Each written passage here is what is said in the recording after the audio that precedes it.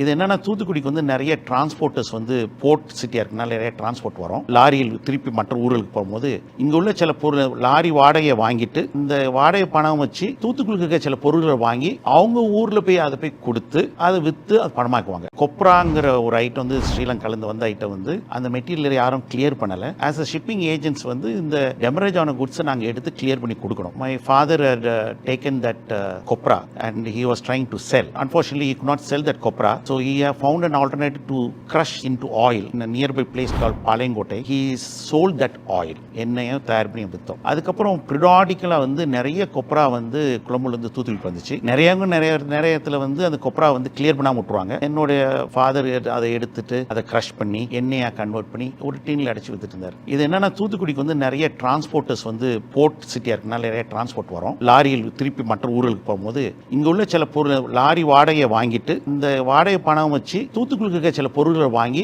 அவங்க ஊர்ல போய் அதை போய் கொடுத்து அதை விற்று அது பணமாக்குவாங்க. தூத்துக்குடியில் தேங்காய் எங்கிட்ட இருந்து வாங்கிட்டு போய் மற்ற ஊர் தமிழ்நாட்டில் மற்ற ஊருக்கு போய் அந்த தேங்காயை வித்துட்டு அதை பணமாக்கிடுவாங்க. இது வந்து ஒரு டிரைவரும் ஒரு கிளீனரும் சேர்ந்து செய்யற ஆபரேஷன்.